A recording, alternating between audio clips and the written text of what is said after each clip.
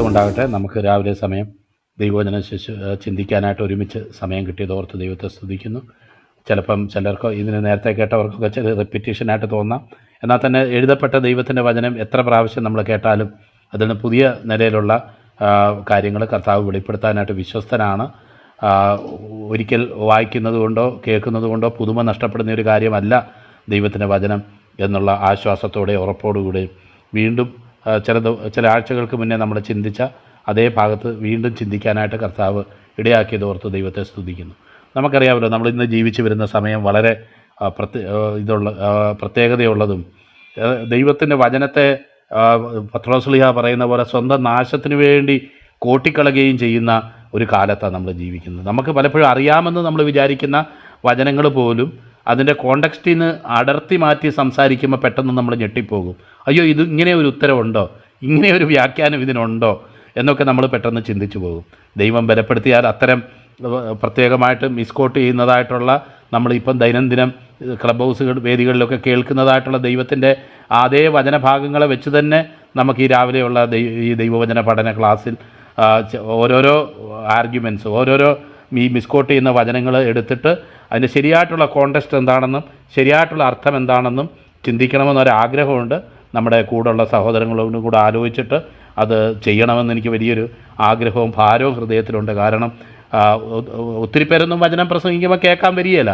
എന്നാൽ തന്നെ കേൾക്കുന്നവർക്ക് അതൊരു ഉറപ്പായിട്ട് തീരാനും അവരുടെ ജീവിതത്തിൽ അതൊരു സന്തോഷമായിട്ട് തീരാനും ഇടയായി തീരട്ടെ എന്ന് ഞാൻ ആത്മാർത്ഥമായിട്ട് പ്രാർത്ഥിക്കുകയാണ്. നമ്മൾ ഈ കഴിഞ്ഞ ദിവസങ്ങളിൽ യോഹന്നാൻ്റെ സുവിശേഷത്തിലെ 8-ാം അധ്യായം 9-ാം അധ്യായത്തിലെ ചില കാര്യങ്ങൾ നമ്മൾ ചിന്തിച്ചുകൊണ്ടിരിക്കുകയായിരുന്നു.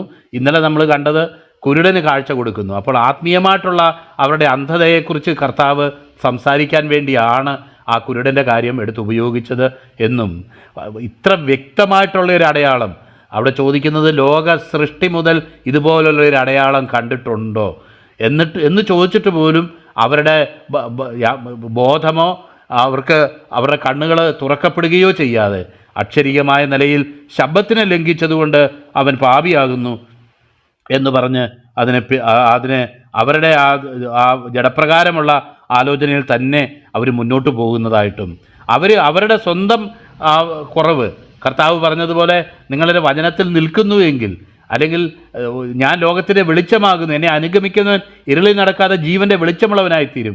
വെളിച്ചത്തിലേക്ക് വരുമ്പോൾ സ്വന്തം കുറവെന്താണെന്നും എന്താണ് ആവശ്യമെന്നും എന്താണ് ആത്മീയമായിട്ട് ദൈവം ആഗ്രഹിക്കുന്നതും എന്നൊക്കെ മനസ്സിലാകും. എന്നാൽ വെളിച്ചത്തിന് പുറംതിരിഞ്ഞ് നിൽക്കുന്ന അനുഭവത്തിൽ അതൊരിക്കലും സാധിക്കത്തില്ല എന്നുള്ള യാഥാർത്ഥ്യവും നമുക്ക് മനസ്സിലാക്കാനായിട്ട് സാധിച്ചു.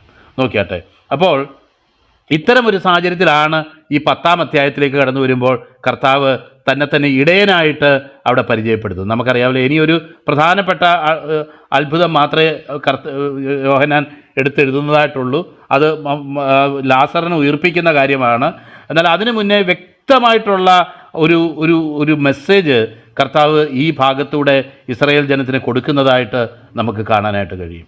അപ്പോൾ അതാണ് ഞാനാണ് ശരിയായിട്ടുള്ള ഇടയൻ എന്നുള്ള മെസ്സേജാണ് അവർക്ക് കൊടുക്കുന്നത്. നമുക്കറിയാം, നേരത്തെ ജോഷ് പാസ്റ്റർ പറഞ്ഞ പോലെ തന്നെ ദൈവത്തിൻ്റെ വചനത്തിൽ യഹോവയാണ് എൻ്റെ ഇടയൻ എന്നുള്ള നിലയിൽ കർത്താവ് തന്നെ പരിചയപ്പെടുത്തുന്നതായിട്ടും 23-ാം സങ്കീർത്തനത്തിൽ യഹോവ എൻ്റെ ഇടയനാകുന്നു, എനിക്ക് മുട്ടുണ്ടാകുകയില്ല എന്നും 80-ാം സങ്കീർത്തനത്തിൽ ആട്ടിൻകൂട്ടത്തെ പോലെ യോസേഫിനെ നടത്തുന്നവനായി ഇസ്രായേലിൻ്റെ ഇടയനായുള്ളവയെ ചെവിക്കൊള്ളണമേ, കെരൂബുകളിൽ അധിവസിക്കുന്നവനെ പ്രകാശിക്കണമേ എന്നും, അതുപോലെ തന്നെ 40-ാം അധ്യായം യെശയ്യാ പ്രവചനത്തിൻ്റെ 11-ാം വാക്യത്തിൽ പറയുന്നത് ഒരു ഇടയനെ പോലെ അവൻ തൻ്റെ ആട്ടിൻകൂട്ടത്തെ മേയിക്കുകയും കുഞ്ഞാടുകളെ ഭുജത്തിലെടുത്ത് മാർവിടത്തിൽ ചേർത്ത് വഹിക്കുകയും തള്ളകളെ പതുക്കെ നടത്തുകയും ചെയ്യും എന്നും വിശദമായിട്ടുള്ളൊരു അധ്യായമാണ് എസെക്കിയേൽ പ്രവചനം. നമുക്കറിയാം 34-ാം അധ്യായത്തിൽ ഇടയന്മാരെക്കുറിച്ച് വായിക്കുന്നത്. അതൊരു നമുക്കറിയാം ഒരു വളരെ നോട്ട് ചെയ്യപ്പെടേണ്ട ഒരു ഭാഗമാണ്. ഇസ്രായേലിൻ്റെ ഇടയന്മാരെക്കുറിച്ചുള്ള പ്രവചനം എന്ന് പറഞ്ഞിട്ട് ഇങ്ങനെ ആടുകളെ അല്ലയോ മേയിക്കേണ്ടത്, നിങ്ങൾ മേധസ് തിന്നുകയും ആട്ടുരോമം ഉടുക്കുകയും തടിച്ചിരിക്കുന്നവരെ അറുക്കുകയും ചെയ്യുന്നു. ആടുകളെ നിങ്ങൾ മേയിക്കുന്നില്ല താനും. നിങ്ങൾ ബലഹീനമായതിനെ ശക്തീകരിക്കുകയോ ദീനം പിടിച്ചതിനെ ചികിത്സിക്കുകയോ ഒടിഞ്ഞതിനെ മുറിവ് കെട്ടുകയോ ചിതറിപ്പോയതിനെ തിരിച്ചു വരുത്തുകയോ കാണാതെ പോയതിനെ അന്വേഷിക്കുകയോ ചെയ്യാതെ കഠിനതയോടും ക്രൂരതയോടും കൂടി അത്രേ അവയെ ഭരിച്ചിരിക്കുന്നു. ഇടയനില്ലായി കൊണ്ട് അവ ചിതറിപ്പോയിട്ട് കാട്ടിലെ സകല മൃഗങ്ങൾക്കും ഇരയായിത്തീർന്നു എന്ന് നമുക്ക് കാണാൻ കഴിയും. നമുക്കറിയാമല്ലോ, പുതിയ നിയമത്തിൽ കർത്താവ് തന്നെ വെളിപ്പെടുത്തുകയും സുവിശേഷത്തിൻ്റെ ആ യഥാർത്ഥ സുവിശേഷം എന്താണെന്ന് വെളിപ്പെടുത്തപ്പെട്ട ഒരു അനുഭവമാണ് കാണുന്നതെങ്കിൽ, പഴയ നിയമത്തിലും ഇത് വെളിപ്പെടുത്തപ്പെട്ടിട്ടുണ്ട്. എന്നാൽ കൂടുതൽ അത് വെളിപ്പെടുത്തേണ്ടിയ ഒരു ഉത്തരവാദിത്വം ഉണ്ടായിരുന്നത് അതിൻ്റെ നേതാക്കന്മാർക്കും ആത്മീയ നേതൃത്വത്തിനായിരുന്നു. വേറെ അർത്ഥത്തിൽ പറഞ്ഞാൽ, ഈ നമ്മളിന്ന് പലരും പറഞ്ഞു കേൾക്കുന്ന പോലെ ഇത് ക്രൂരമാണ്, ഇത് ഭയങ്കര മോശമാണ് എന്നൊക്കെ പറഞ്ഞു കേൾക്കുന്നത് പോലെ, എന്നാൽ ദൈവത്തിൻ്റെ ദയയെക്കുറിച്ചും മശിഹയിലേക്കും ക്രിസ്തുവിലേക്കും ദൈവത്തിൻ്റെ ശാശ്വതമായ ക്ഷമയിലേക്കും ജനത്തെ നടത്താനുള്ള ഒരു ഉത്തരവാദിത്വം കൂടെ ഈ ഇടയന്മാർക്കുണ്ടായിരുന്നു. ഞാൻ ഇതിന് മുന്നേ ഒരു എക്സാമ്പിൾ പറഞ്ഞിട്ട്, എൻ്റെ പിതാവ് ഒരു അധ്യാപകനായിരുന്നു. അപ്പോൾ അധ്യാപകർക്ക് പണ്ട് എന്ത് ചെയ്യണമെന്ന് വെച്ച് കഴിഞ്ഞാൽ, ടീച്ചിങ് നോട്ടെന്നും പറഞ്ഞൊരു നോട്ട് എഴുതണം. എന്നിട്ട് മേലുദ്യോഗസ്ഥൻ വരുമ്പോൾ അത് കാണിക്കണം. ഇങ്ങനെയൊക്കെയാണ് ഞാൻ പഠിപ്പിക്കുന്നത്. അപ്പോൾ എൻ്റെ അച്ഛൻ അത് എഴുതുമ്പോൾ ഞാൻ സൈഡിലിരുന്ന് ഇങ്ങനെ നോക്കും. അപ്പം എന്തെങ്കിലും ഒരു കാര്യം, ഇപ്പം ഒരു കാര്യത്തെക്കുറിച്ച് പഠിപ്പിക്കുന്നെങ്കിൽ ഇന്ന രീതിയിലൊക്കെ ഞാനത് വിശദീകരിച്ച് കൊടുത്തിട്ടുണ്ട്. അത്രയെല്ലാം വിശദീകരിക്കുന്നുണ്ടോ എന്ന് എനിക്കറിയത്തില്ല. ഇങ്ങനെയാണ് അവർക്ക് ഈ കൺസെപ്റ്റ് ഞാൻ മനസ്സിലാക്കി കൊടുക്കാൻ ശ്രമിച്ചത്. അതിന് ഇന്ന ടൂൾസൊക്കെ ഉപയോഗിച്ചു എന്നൊക്കെ പറഞ്ഞ് ചെയ്യണമായിരുന്നു. അപ്പോൾ ഒരു സ്റ്റുഡൻറ്റ് പഠിക്കുന്നത് പോലെയല്ല ഒരു അധ്യാപകൻ പഠിക്കുന്നത്. മാത്രമല്ല, ഈ അധ്യാപകന് ഒരു അണ്ടർസ്റ്റാൻഡിങ്ങും കൂടെ വേണം. ഏതൊക്കെ നിലയിൽ കാര്യങ്ങളെ പറഞ്ഞ് മനസ്സിലാക്കിയാൽ ഒരു സ്റ്റുഡൻറ്റിന് ഇത് മനസ്സിലാകും എന്നുള്ളൊരു കാഴ്ചപ്പാടും കൂടെ വേണമായിരുന്നു. അപ്പോൾ ഞാൻ പറയാൻ ആഗ്രഹിക്കുന്നത്, ഈ ന്യായപ്രമാണം ചില ഇന്ന കാര്യം ചെയ്യണം ചെയ്യരുത് എന്നുള്ള നിലയിൽ കാര്യങ്ങളെ കൊടുക്കുകയും ചില സെറമോണിയൽ ലോസും കാര്യങ്ങളും ഒക്കെ ഉണ്ടായിരുന്നെങ്കിൽ തന്നെ, അതിനുപരിയായിട്ട് അത് നമ്മെ സ്നേഹിക്കുന്ന ഒരു ദൈവമുണ്ടെന്നും ആ ദൈവത്തിൻ്റെ സ്നേഹത്തിലേക്ക് ഇവരെ നടത്തേണ്ടിയിരുന്നതും ഒക്കെ ഈ ഇടയന്മാരുടെ ഉത്തരവാദിത്വമായിരുന്നു. എന്നാൽ ഇടയന്മാർ എന്ത് ചെയ്തെന്ന് വെച്ച് കഴിഞ്ഞാൽ, ദൈവം ഉദ്ദേശിച്ചതിനേക്കാളും കൂടുതൽ അതിനെ വ്യാഖ്യാനിച്ച് സ്ട്രിക്റ്റാക്കി തീർക്കുകയും അതിനെ മനുഷ്യനെ എടുത്താൽ പൊങ്ങാൻ കഴിയാത്ത ഒരു വലിയ ഭാരമായിട്ട് അതിനെ തീർക്കുകയും അത് ചെറുവിരൽ കൊണ്ടുപോലും അതിനെ തൊടുന്നതുമില്ല എന്ന് കർത്താവ് തന്നെ പറയാനായിട്ട് ഇടയായിട്ട് തീർന്നു. കാരണം അവരുടെ ഹൃദയങ്ങളിൽ ഈ വചനം, അവർക്ക് ഈ ആത്മീയ നേതൃത്വത്തിന് ജനത്തെ വചനം പഠിപ്പിക്കുമ്പോൾ അവരുടെ ഹൃദയത്തിൽ ഉണ്ടാകേണ്ടിയിരുന്ന കാഴ്ചപ്പാട് ഈ വരാനിരിക്കുന്ന ക്രിസ്തുവിനെക്കുറിച്ചുള്ള ഒരു വെളിപ്പാട്. പഴയ നിയമ വെളിപ്പാടുകളുടെ പ്രാധാന്യത എന്താ? അത് വരാനിരിക്കുന്ന മശിഹയെക്കുറിച്ച് ഉള്ള വെളിപ്പാടുകൾ നിറഞ്ഞതായിരുന്നു. കർത്താവിന് ഒരുക്കുന്ന, മനുഷ്യരാശിക്ക് ഒരുക്കുന്ന രക്ഷയെക്കുറിച്ച് അത് മുൻകൂട്ടി പ്രസ്താവിച്ച ഒരു ദൈവവചന ഭാഗമാണ്. ദൈവത്തിൻ്റെ വചനത്തിൽ വായിക്കുന്നു, നിഴലായിട്ട് പല കാര്യങ്ങളും അവർക്ക് ആചാര അനുഷ്ഠാനങ്ങളായിട്ട് നൽകിയിട്ടുണ്ടായിരുന്നു. അതിലൂടെ ജനത്തെ ധരിപ്പിക്കേണ്ടിയിരുന്നത്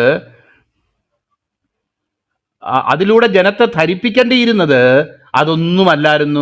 ജനത്തെ ധരിപ്പിക്കേണ്ടിയിരുന്നത് ഇതുപോലെ നമ്മെ സ്നേഹിക്കുന്ന ഒരു ദൈവമുണ്ട്, ഒരു രക്ഷാമാർഗമുണ്ട്. അത് നമുക്കറിയാം, പഴയ നിയമ വിശുദ്ധന്മാർ അനേകരത് കണ്ടെത്താനായിട്ട് ഇടയായിട്ട് തീർന്നു.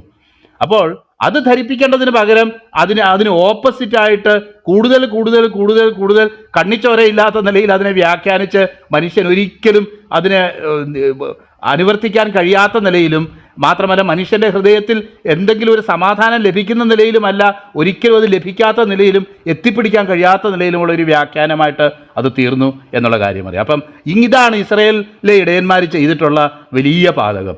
അവർ സത്യത്തിൽ വരാനിരുന്ന മശിഹയിലേക്കും ക്രിസ്തുവിലേക്കും ജനത്തെ അടുപ്പിക്കേണ്ടതിന് പകരം, അതിനുവേണ്ടി ജനത്തെ ഒരുക്കേണ്ടതിന് പകരം, ഈ മശിഹ ഏത് കാലത്ത് എങ്ങനെ വന്നാലും ഒരിക്കലും ഈ മശിഹയെ സ്വീകരിക്കാൻ കഴിയാത്ത നിലയിൽ ആത്മീയ നേതൃത്വമായി തീർന്നുവെന്നും, ഈ നേതൃത്വത്തിന് മുന്നിൽ തന്നെ നിന്ന് ഞാനാണ് ആ വരാനുള്ളവൻ, ഞാനാണ് ആ മശിഹ, ഞാനാണ് ദൈവത്തിൻ്റെ പുത്രൻ എന്ന് ആണയിട്ട് പറഞ്ഞിട്ട് പോലും ഈ കർത്താവിനെ സ്വീകരിക്കാൻ കഴിയാത്ത നിലയിൽ ആത്മീയ അന്ധത ബാധിച്ച ഇടയന്മാരെയാണ് നമുക്കിവിടെ കാണാനായിട്ട് കഴിയുന്നത്. ഇത്തരമൊരു സാഹചര്യത്തിലാണ് കർത്താവ് പറയുന്നത്, ഞാനാകുന്നു നല്ല ഇടയൻ എന്ന് കർത്താവ് വെളിപ്പെടുത്തുന്നതിൻ്റെ ആ സാങ്കത്യം നമുക്ക് മനസ്സിലാകുന്നത്. നോക്കിയാട്ടെ, ഇതിന് മുന്നേ നമ്മളിത് ചിന്തിച്ചപ്പം പറയാനായിട്ട് ഇടയായിട്ട് തീർന്നു അതിൻ്റെ പശ്ചാത്തലം എന്താണെന്നുള്ളത്. അതിൻ്റെ പശ്ചാത്തലം എന്ന് പറയുന്നത്, ഈ നമുക്കറിയാം ഇസ്രയേലിലുണ്ടായിരുന്ന, നമുക്കറിയാം അവരുടെ ജീവിതം തന്നെ, കാരണം അവർ ഇടയന്മാരായിരുന്നു. ബേസിക്കലി ഫറവോൻ്റെ അടുത്തൊക്കെ പോകുമ്പോൾ നമുക്ക് അവർ ഇടയന്മാരായിരുന്നു. അപ്പം ആട് വളർത്തലും അതുപോലൊക്കെയുള്ള കാര്യങ്ങളായിരുന്നു അവരുടെ പ്രധാന തൊഴിൽ എന്ന് നമുക്ക് മനസ്സിലാക്കാനായിട്ട് സാധിക്കും. അതുകൊണ്ട് ഈ ആടുകളെക്കുറിച്ചും ഇടയനെക്കുറിച്ചും ഒക്കെയുള്ള എക്സാമ്പിൾ പെട്ടെന്ന് ഈ ഇസ്രായേൽ മക്കൾക്ക് മനസ്സിലാവുന്ന ഒരു കാര്യമായിരുന്നു. കാരണം അവരുടെ പ്രധാനപ്പെട്ട തൊഴിലും അതായിരുന്നതുകൊണ്ട് അവർക്കത് പെട്ടെന്ന് മനസ്സിലാകുന്ന ഒരു കാര്യമായിരുന്നു. ഈ അവിടുത്തെ ഒരു പ്രധാന സമ്പ്രദായം അനുസരിച്ച് ആടുകളെ വളർത്തുന്നവർ ഇതുപോലുള്ള ഇടയന്മാരെ പക്കൽ ആ വലിയ കൂട്ടത്തെ ആട്ടിൻകൂട്ടത്തെ ഏൽപ്പിക്കുകയും അതിനെ മേയിക്കാനായിട്ട് കൊണ്ടുപോവുകയും ചെയ്യുന്ന ചില അനുഭവങ്ങൾ ഒക്കെ അങ്ങനെയായിരുന്നു ചെയ്തുകൊണ്ടിരുന്നത്. നമ്മുടെ വീട്ടിൽ ചെയ്യുന്ന പോലെ എല്ലാ ദിവസവും അത് വീട്ടിലൊന്നും വരത്തില്ലായിരുന്നു. എനിക്ക് ഈ ആടിനെ വളർത്തി പരിചയമില്ല. എന്നാൽ ഞങ്ങൾക്ക് കുറച്ച് കൃഷിയും പരിപാടിയൊക്കെ ചെറുപ്പകാലത്തുണ്ടായിരുന്നതുകൊണ്ട് ഈ കന്നാലികളെ പരിപാലിച്ച് വലിയ പരിചയമാണ്. അതുപോലെ നമുക്കറിയാമല്ലോ, കുഞ്ഞുങ്ങളായിരിക്കുമ്പോൾ വീട്ടിലുള്ള ചില വളർത്തു മൃഗങ്ങളോടൊക്കെ വളരെ അറ്റാച്ച്ഡ് ആയിട്ട് പോകും. ചില കോഴികളോട്, ചില പൂച്ചകളോട്, ചില പട്ടികളോട്, അതുപോലെ ചില പശുക്കളോട്, കാളയോട്. അപ്പോൾ ഇതിനെയൊക്കെ കൊണ്ട് തീറ്റേണ്ട ചില ഉത്തരവാദിത്തങ്ങളും നമുക്കുണ്ട്. അതുകൊണ്ട് ഇതിനെയൊക്കെ കൊണ്ടുപോയി നല്ല പുല്ലുള്ള സ്ഥലമൊക്കെ ഉണ്ടെങ്കിൽ അവിടെ നോക്കി കൊണ്ടുപോയി കെട്ടും. എന്നിട്ട് അതിനെ അഴിച്ചുകൊണ്ട് വരും. അപ്പം അവിടെ ഈ കുത്തിയിരിക്കുന്ന സമയത്ത് അതിൻ്റെ ചെള്ളൊക്കെ പെറുക്കി കൊടുക്കും. എന്തെങ്കിലും ശരീരത്തിൽ വല്ല മുറിവോ വല്ലതും ഉണ്ടെങ്കിൽ അതൊക്കെ നോക്കും. പിന്നെ അതിനോട് നിന്നുകൊണ്ട് വർത്തമാനം പറയും. തിരിച്ച് കന്നാലി നമ്മളോട് വർത്തമാനം പറയത്തില്ല എന്നറിയാമല്ലോ. എന്നാലും ഇതിനോടൊക്കെ ഒരു വ്യക്തിബന്ധമുള്ളതുപോലായിരുന്നു കുഞ്ഞുനാളുകളിൽ ഉള്ള അനുഭവം എന്ന് ഞാൻ ഓർക്കുന്നുണ്ട്. പലരോടും അതുപോലുള്ള ആ മൃഗങ്ങളെയും പൂച്ചകളെയും പട്ടികളെയും ഒക്കെ ഇന്നും ഞാൻ ഓർക്കുന്നുണ്ട് എൻ്റെ ജീവിതത്തിൽ.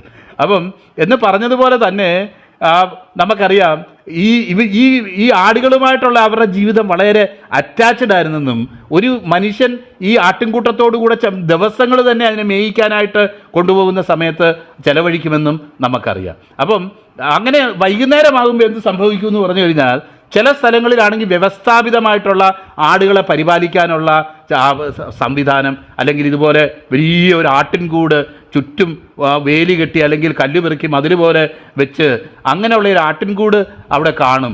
മാത്രമല്ല അവിടെ വരുമ്പോൾ വൈകുന്നേരം ദുഷ്ടമൃഗങ്ങൾ അവയെ ആക്രമിക്കാതെ വണ്ണം അവയെ സംരക്ഷിക്കാനായിട്ട് സാധിക്കും എന്നതാണ്. അപ്പം ആദ്യം നമ്മൾ വായിക്കുന്ന ആട്ടിൻ്റെ കൂടെന്ന് പറയുന്നത് അതുപോലുള്ളൊരു കൂട. എന്ന് പറഞ്ഞാൽ വലിയ വ്യവസ്ഥാപിതമായിട്ടുള്ളൊരു കൂട. അവിടെ എനിക്കിപ്പോൾ 100, 200, 500 ആടുണ്ടെങ്കിൽ എൻ്റെ ഈ 500 ആടുകളെ ഒന്നുമല്ല, 10,000 ആടുകളെ ഒരുപക്ഷെ സംരക്ഷിക്കാനുള്ള സംവിധാനവും അതിന് തീറ്റി രാത്രി കൊടുക്കാനുള്ള സംവിധാനമോ വെള്ളം കൊടുക്കാനുള്ള സംവിധാനമോ ഒക്കെ അവിടെ കാണും. ഇടയന്മാർക്ക് അവിടെ വിശ്രമിക്കാനുള്ള സംവിധാനം അവിടെ കാണും. അതുപോലുള്ളൊരു ആട്ടിൻകൂട ആദ്യം പറയുന്നതായിട്ടുള്ള കാര്യം. അപ്പോൾ അവിടെ നമുക്ക് കാണാൻ കഴിയും, ഈ ആട്ടിൻകൂടിൽ ചെന്ന് കഴിയുമ്പോൾ ഈ ആടുകൾ എല്ലാം ഈ കൂട്ടിലോട്ടങ്ങ് കയറിപ്പോകും, അല്ലെങ്കിൽ ഈ പറഞ്ഞ സംരക്ഷണ ഭിത്തിക്കുള്ളിലേക്ക് അത് കയറിപ്പോകും. അപ്പോൾ അവിടെ ഒരു വാച്ച്മാനുണ്ട്. ആ വാച്ച്മാനാണ് കാര്യങ്ങൾ. ഇടയന് കുറച്ച് നേരം ഫ്രീ ആയിട്ടൊക്കെ ഇരിക്കാം.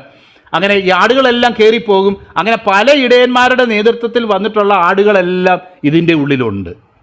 എന്നാൽ അതിൻ്റെ വലിയൊരു അത്ഭുതം അവിടെ നമ്മൾക്ക് വായിക്കാൻ കഴിയുന്നത്, രാവിലെ ആയി കഴിയുമ്പോൾ മേയാനായിട്ട് കൊണ്ടുപോകുമ്പോൾ ഈ ഇടയന്മാർ ഓരോരുത്തർ വന്ന് ഒരു പ്രത്യേക നിലയിലുള്ള ശബ്ദം ഉണ്ടാക്കുമ്പോൾ അദ്ദേഹത്തിൻ്റെ കൂടെ ഇന്നലെ വന്ന ആടുകൾ ഏതൊക്കെയാണോ ആ ആടുകളൊക്കെ ഇതിൻ്റെ പുറകെ അങ്ങ് പോകും. ഈ ഇടയൻ്റെ പുറകെ അങ്ങ് പോകും.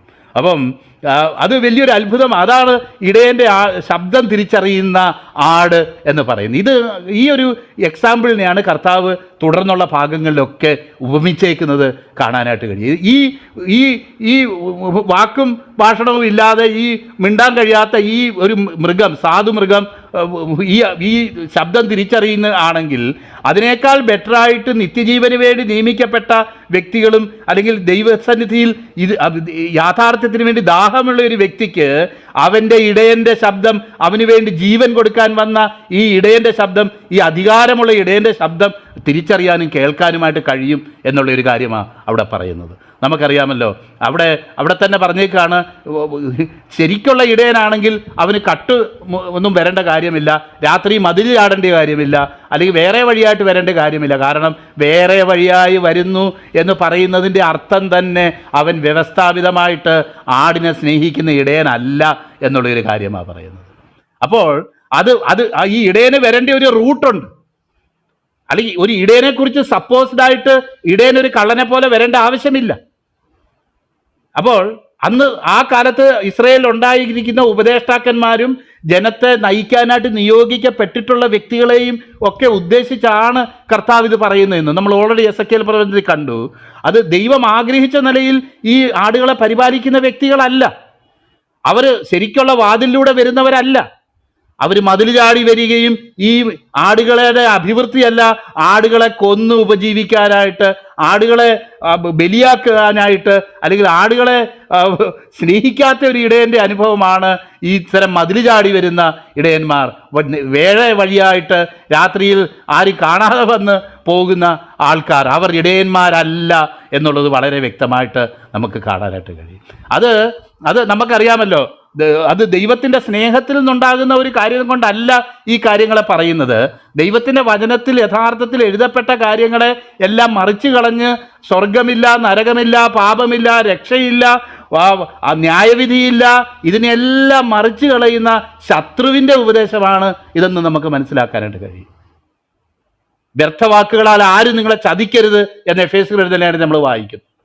അപ്പോൾ ഇത്തരം ഈ മതിൽ ചാടി വരുന്നവർക്കെതിരെ എത്ര ജാഗരൂകരായിട്ടിരിക്കണമെന്നും നമ്മുടെ ഇടയൻ്റെ ശബ്ദം കൃത്യമായിട്ട് കേൾക്കേണ്ടതാണെന്നും ദൈവത്തിൻ്റെ വചനത്തിൽ യഥാർത്ഥത്തിൽ ഇത്തരം കാര്യങ്ങളിലേക്കൊക്കെ പോകുന്നത് ആരാ? ഇടയൻ്റെ ശബ്ദം കേൾക്കാതെ ഇടയൻ്റെ ശബ്ദത്തെ വ്യാഖ്യാനിച്ച്, അല്ലെങ്കിൽ നമുക്കറിയാമല്ലോ ഇന്നത്തെ ഒത്തിരി നമ്മുടെ ചില കോളൊക്കെ റെക്കോർഡ് ചെയ്യുമ്പോൾ ചിലർ പറയുന്നതാ അത് മിമിക്രിക്കാരെ കൊണ്ട് ചെയ്യിച്ചതാന്ന് ചില നേതാക്കന്മാരൊക്കെ പറഞ്ഞു കേട്ടിട്ടുണ്ട് എന്ന് പറയുന്നത് പോലെ അത് ഇങ്ങനെയുള്ള പല സാധ്യതകൾ ഉപയോഗിക്കുന്നവരാ. ഞാൻ ഈ കഴിഞ്ഞ ദിവസം ഒരു മൃഗത്തെ വേട്ടയാടുന്ന ഒരു ഇത് യൂട്യൂബിൽ കാണാനിടയായി തീർന്നു. അപ്പോൾ അതിൻ്റെ ഇണയോ അല്ലെങ്കിൽ ഈ മൃഗത്തിൻ്റെ ഇണയായിട്ടുള്ളതോ അല്ലെങ്കിൽ കൂട്ടത്തിലുള്ളതോ പുറപ്പെടുവിക്കുന്നതായിട്ടുള്ളൊരു ശബ്ദം പുറപ്പെടുവിക്കുന്ന ഒരു ഉപകരണം എവിടെയെങ്കിലും കൊണ്ടുവച്ച് ഈ മൃഗത്തെ ആകർഷിച്ച് അല്ലെങ്കിൽ കിളിയെ ആകർഷിച്ച് അവിടെ കൊണ്ടുവന്ന് അതിനെ വേട്ടയാടി പിടിക്കുക. അപ്പം കേൾക്കുമ്പം ഈ ശബ്ദം കേൾക്കും വിചാരിക്കും അയ്യോ അതെൻ്റെ കൂട്ടുകാരനാണ്, അയ്യോ അതെൻ്റെ ഇണയാണ് എന്ന് ആ മൃഗം വിചാരിക്കുമെങ്കിലും തെറ്റിദ്ധരിപ്പിക്കപ്പെട്ടു പോകുന്ന ഒരനുഭവം എന്ന് പറയുന്ന പോലുള്ള വ്യാജ ശബ്ദങ്ങൾ ഒത്തിരിയുള്ള ഈ സമയത്ത് നമ്മുടെ ഇടയൻ്റെ ശബ്ദം തിരിച്ചറിയേണ്ടത് എത്രമാത്രം ആവശ്യമുള്ളതാണെന്ന് നമ്മൾ മനസ്സിലാക്കിയിരിക്കേണ്ടത് വളരെ ആവശ്യമാണ്. നമ്മുടെ ഇടയൻ്റെ ശബ്ദം കൃത്യമായിട്ട് ഇതെനിക്ക് വേണ്ടി ജീവൻ കൊടുത്ത എൻ്റെ കർത്താവിൻ്റെ സൗണ്ട് തന്നെ ആണോ, അവൻ്റെ ശബ്ദം തന്നെ ആണോ, ഇത് എൻ്റെ ആത്മീയ അഭിവൃദ്ധിയിലും ആത്മീയ യാഥാർത്ഥ്യങ്ങളിലേക്കും വെളിച്ചം വീശുന്ന കാര്യങ്ങളാണോ ഈ പറഞ്ഞേക്കുന്നത്, അതോ ഇടയനെന്ന് അഭിനയിക്കുകയും ഉള്ളിൽ കടിച്ചു കീറുന്ന ചെന്നായായിട്ട് നടക്കുന്നവനാണോ ഈ ചെയ്യുന്നത്? നമുക്ക് ഈ ഫേസ്ബുക്കിലൊക്കെ ഇടയ്ക്ക് വരാറുണ്ട്. കാരണം ഒരു ചെന്നായി ആട്ടിൻതോലിട്ടിട്ട് ആടുകളുടെ അടുത്ത് വന്ന് പറയുക.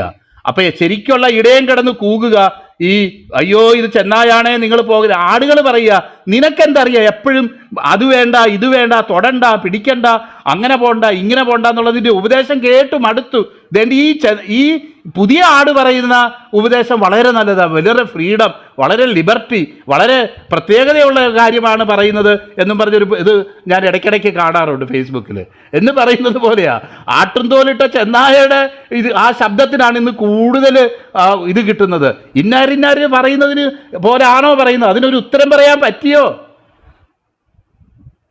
എന്നൊക്കെയാ ചോദിക്കുക. കാരണം തെറ്റിദ്ധരിപ്പിക്കപ്പെട്ടു പോകുന്ന ഇടയൻ്റെ ശബ്ദമാണെന്ന് തെറ്റിദ്ധരിപ്പിക്കപ്പെട്ട് അറവുശാലയിലേക്ക് പോകുന്ന ആടിൻ്റെ അനുഭവത്തിലാണ് ഇന്ന് പലരും ആയിരിക്കുന്നത് എന്ന് നമുക്കറിയാം. കർത്താവ് ഒരിക്കലും നമ്മളെക്കുറിച്ച് അങ്ങനെ ആഗ്രഹിക്കുന്നില്ല എന്ന് മാത്രമല്ല, അവിടെ 5-ാം വാക്യത്തിൽ വായിക്കുന്നത് അന്യന്മാരുടെ ശബ്ദം അറിയായക കൊണ്ട് അവ അന്യനെ അനുഗമിക്കാതെ വിട്ട് ഓടിപ്പോകും, അന്യനെ അനുഗമിക്കാതെ അവനെ വിട്ട് ഓടിപ്പോകും. അപ്പം അടുത്തടുത്ത് ചെല്ലുമ്പം ആടിന് മനസ്സിലാവും ഇതെൻ്റെ ഇടയൻ്റെ ശബ്ദമല്ലല്ലോ, ഇത് മിമിക്രിക്കാരനാണല്ലോ, അല്ലെങ്കിൽ ഇത് അഭിനയിക്കുന്നവനാണല്ലോ, അല്ലെങ്കിൽ ഇത് വേറെ നിലയിൽ ആ നിലയിൽ എനിക്ക് തോന്നുന്നതാണല്ലോ എന്ന് മനസ്സിലാകുമ്പം ചിലർക്കത് മനസ്സിലാക്കാൻ അവസരം കിട്ടുകയില്ല, ചട്ടിയിലാകും. അപ്പം അവനെ വിട്ട് ഓടിപ്പോകും. ഇതാ ഒരു യഥാർത്ഥ ആടിൻ്റെ അനുഭവം എന്ന് നമുക്ക് മനസ്സിലാക്കാനായിട്ട് കഴിയും. ദൈവദാസൻ പറഞ്ഞ പോലെ തന്നെ അവിടെ നല്ല ഇടയൻ്റെ ചില ലക്ഷണങ്ങളും കൂടെ അവിടെ പറഞ്ഞിട്ടുണ്ട് എന്ന് നമുക്ക് കാണാം. അവൻ ഗേറ്റിലൂടെ കടന്നു വരുന്നവനാണ് ശരിക്കുള്ള ഇടയൻ എന്നുള്ളത് ഇടയൻ്റെ ഒന്നാമത്തെ ഒരു മാർക്കായിട്ട് കാണുന്നത്. രണ്ടാമത് വാച്ച്മാൻ അവനെ റെക്കഗ്നൈസ് ചെയ്യും.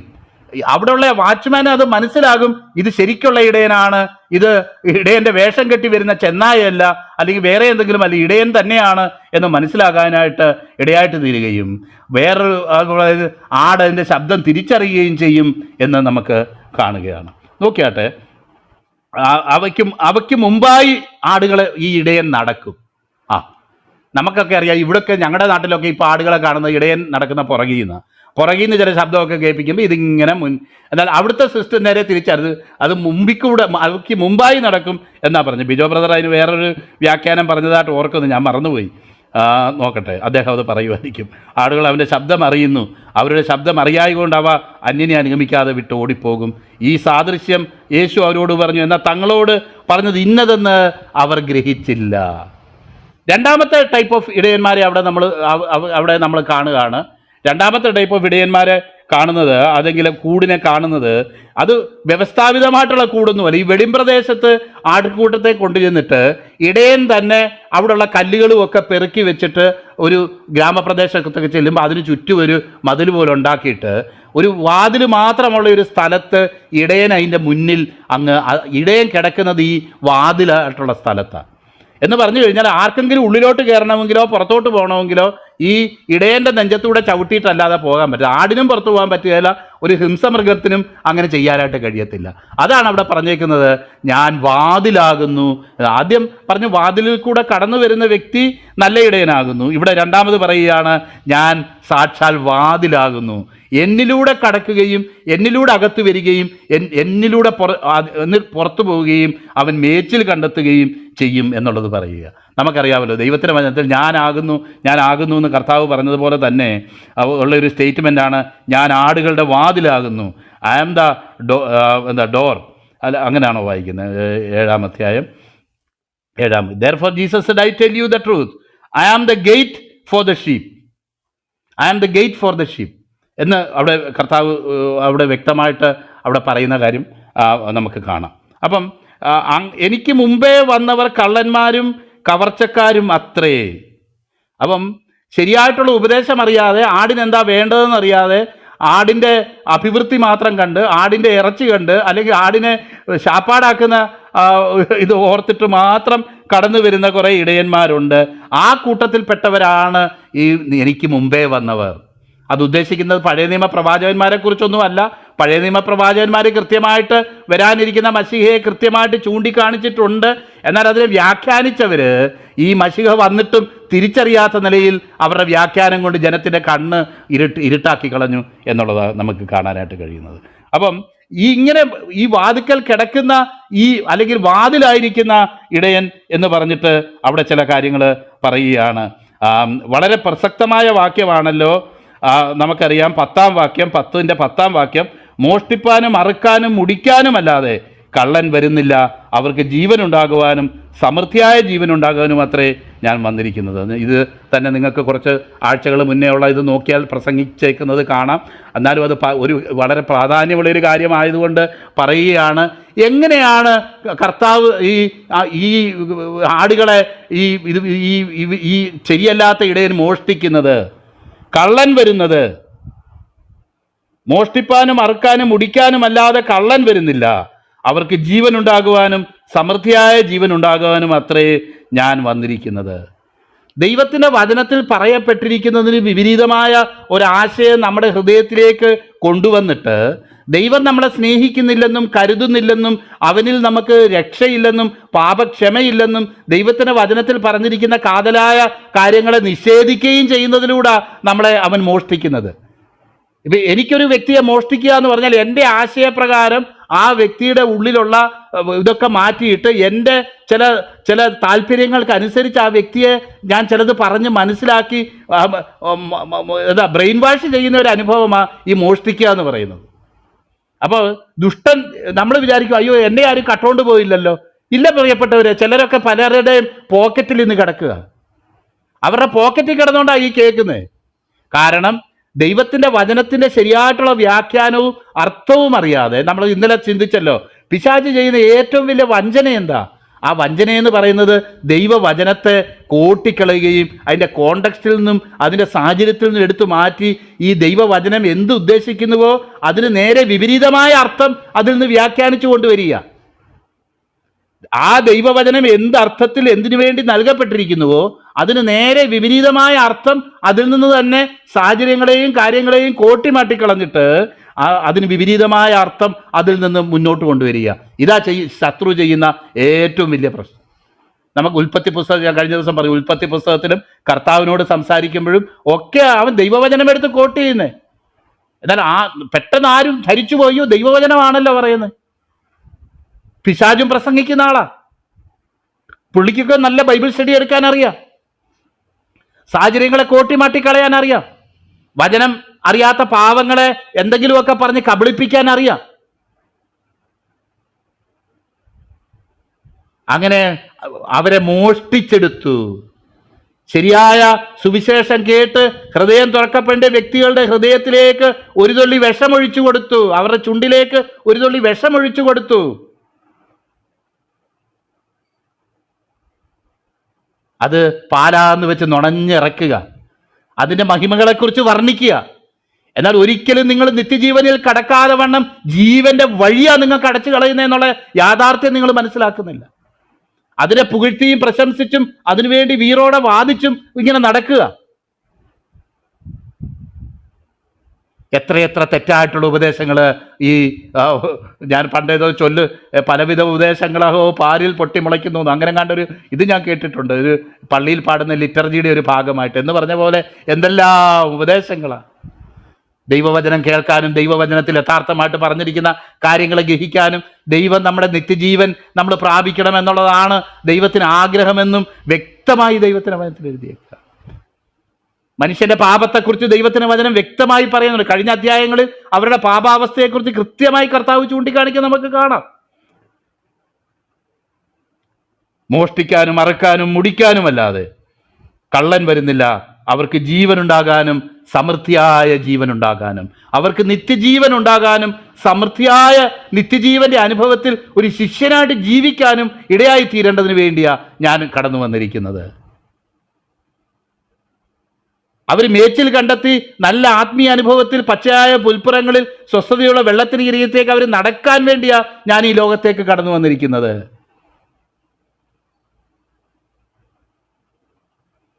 പ്രിയപ്പെട്ടവരെ, തുടർന്ന് ആ നല്ല ഇടയൻ്റെ ലക്ഷണങ്ങളൊക്കെ ദൈവദാസൻ ഇവിടെ പറഞ്ഞല്ലോ. അത് പിന്നെ ഞാൻ റിപ്പീറ്റ് ചെയ്യാനായിട്ട് ഞാൻ ആഗ്രഹിക്കുന്നു. ഞാനും ഒരു 10 ഇടയൻ്റെ ഇതൊക്കെ എഴുതി വെച്ചിട്ടുണ്ട്. അതോ പലതും കർത്താവിൻ്റെ ദാസൻ പറഞ്ഞു കഴിഞ്ഞു. അതുകൊണ്ട് ഞാൻ അതിനെ തുടർന്നും എല്ലാം കൂടെ പറയാനായിട്ട്, വാതലായ ഇടയൻ, അതുപോലെ സ്വരം തിരിച്ചറിയുന്നു എന്നുള്ള കാര്യം നമ്മൾ കണ്ടു. അതുപോലെ ജീവനുണ്ടാകാനും സമൃദ്ധിയായ ജീവനുണ്ടാകാനുമാണ് ഇടയൻ കടന്നു വന്നിരിക്കുന്നത്. ആടുകൾക്ക് വേണ്ടി ജീവനെ കൊടുക്കുന്നു. നല്ല ഇടയൻ ചെന്നായി വരുമ്പോൾ ഓടിപ്പോകുന്നില്ല. നല്ല ഇടയൻ പിതാവ് എന്നെയും ഞാൻ പിതാവിനെയും അറിയുന്നത് പോലെ ഞാൻ എനിക്കുള്ളവയെ അറിയുന്നത്. ശരിക്കും പറയുക, ഞാൻ അവന് വേണ്ടി ജീവനെ കൊടുക്കുന്നു. എന്നും എനിക്ക് ഒരു ഓർമ്മയുള്ള ഒരു രസകരമായ ഒരു അവസ്ഥയുണ്ട്. ഞങ്ങളുടെ സ്കൂളിൽ പഠിക്കുന്ന സമയത്ത് ഞാൻ, എൻ്റെ ചേച്ചി, എൻ്റെ അനിയൻ 3 പേര് ഒരേ സ്കൂളിലാണ് പഠിക്കുന്നത്. അപ്പം എന്തോ ബസ്സുകാരുമായിട്ട് തർക്കം ഉണ്ടായിട്ട് സമരം ചെയ്യുക. അപ്പം ഞങ്ങളൊക്കെ ദൂരം പോയി നിൽക്കുന്നു. എൻ്റെ അനിയനാണെങ്കിൽ ആ സമരം നടക്കുന്നതിൻ്റെ നടുക്ക് പോയി നിൽക്കുക.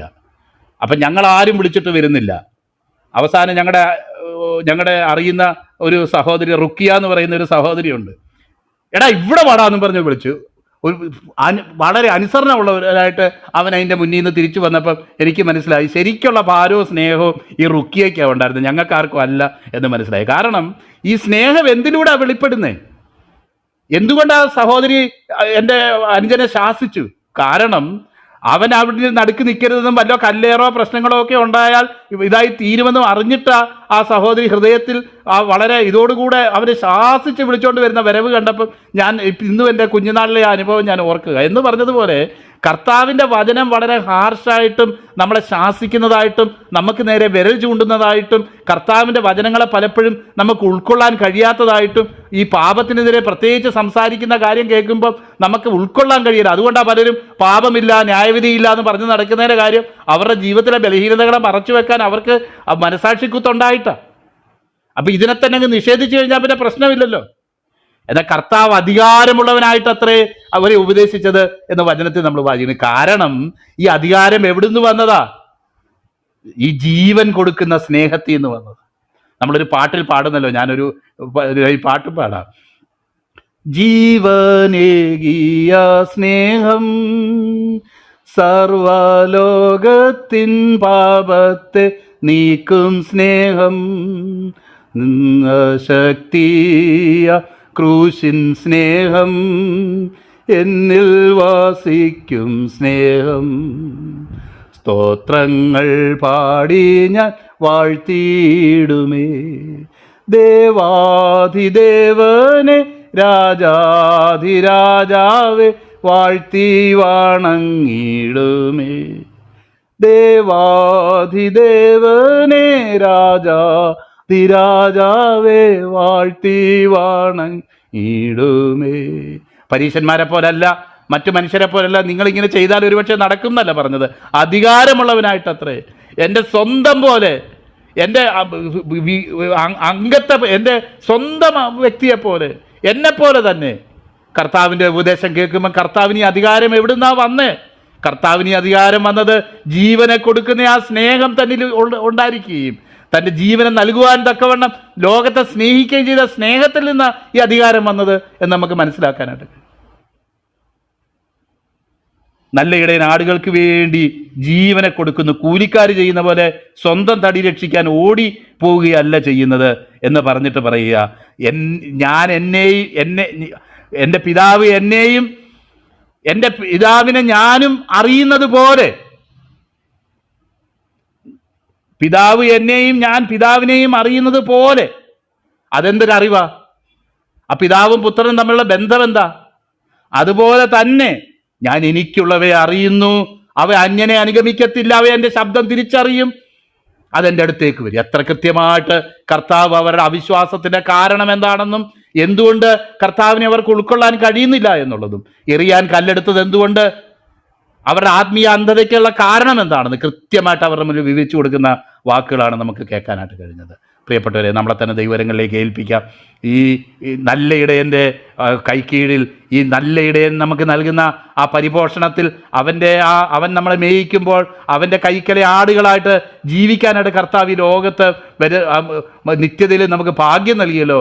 അതോർത്ത് ഈ അറുക്കപ്പെട്ട കുഞ്ഞാടിനെ നമുക്ക് മഹത്വപ്പെടുത്തുകയും, കുഞ്ഞാടേ നീ അറുക്കപ്പെട്ടു, നിന്റെ രക്തം കൊടുത്തു നീ ഞങ്ങളെ വിലയ്ക്ക് വാങ്ങി, നിനക്ക് രാജവും പുരോഹിതന്മാരുമാക്കി വെച്ചിരിക്കുന്നു എന്ന് നമുക്ക് അവനെ മഹത്വപ്പെടുത്തിക്കൊണ്ട് അവൻ്റെ മുന്നിൽ സാഷ്ടാംഗം വീണുകൊണ്ട് നമുക്ക് നമ്മളെ തന്നെ ഈ ദിവസങ്ങളിൽ ദൈവകരങ്ങളിൽ ഏൽപ്പിക്കാം.